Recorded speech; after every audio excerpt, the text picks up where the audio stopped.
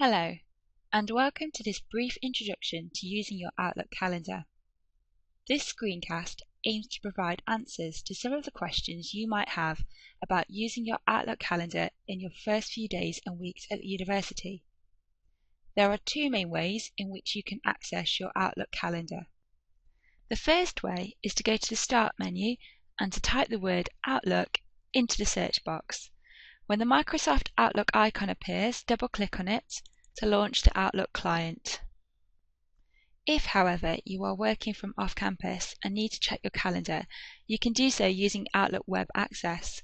One way to bring up the Outlook Web Access login screen is by typing in exchange.shu.ac.uk, and this will bring up the login screen where you can fill in your username and your password.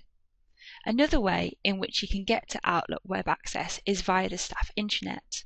From the home page, simply go to the Outlook Web Access tab, click on it, and again this will bring up the Outlook Web Access login screen where you can type in your username and your password.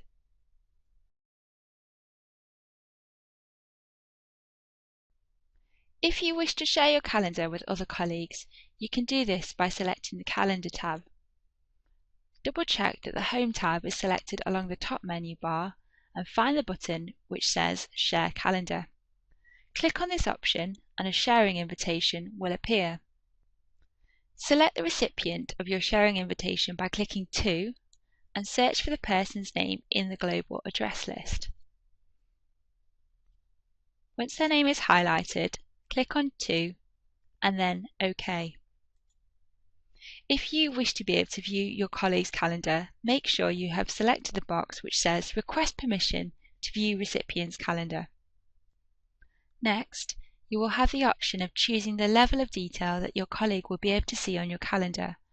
For example, if you select Limited Details from the drop-down menu, your colleague will be able to see your availability and the subjects of your calendar items.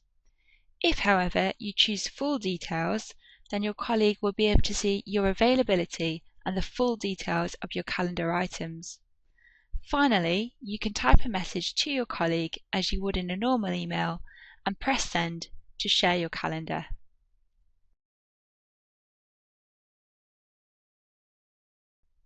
To set up a meeting, double-click on the date and time at which you wish your meeting to take place.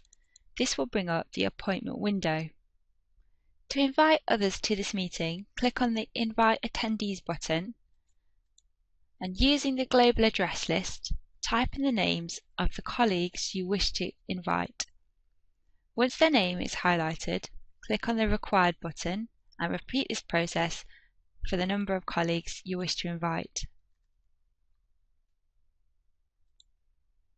Once your colleagues are listed in the Required box, click OK. In order to ensure that the meeting you're setting up doesn't clash with your colleagues' calendar items, you can double-click on the Scheduling Assistant button. This will enable you to view your colleagues' availability and to adjust your meeting time as appropriate. Once you're happy that you've found a suitable time and date, click on the Appointment button, write a message if you wish, and click Send. The scheduled meeting will then appear in your calendar.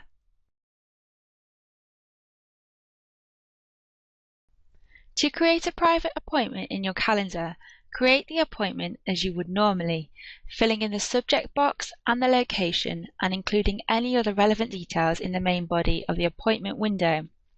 Next, click on the icon of a padlock which says Private. This will ensure that other people cannot see any of the details for the calendar item and will instead only see the words Private Appointment. If you require any further help with Outlook Calendar, you can find more information on the IS&T intranet site. Alternatively, you can contact IT help via Twitter, by email, or by telephone.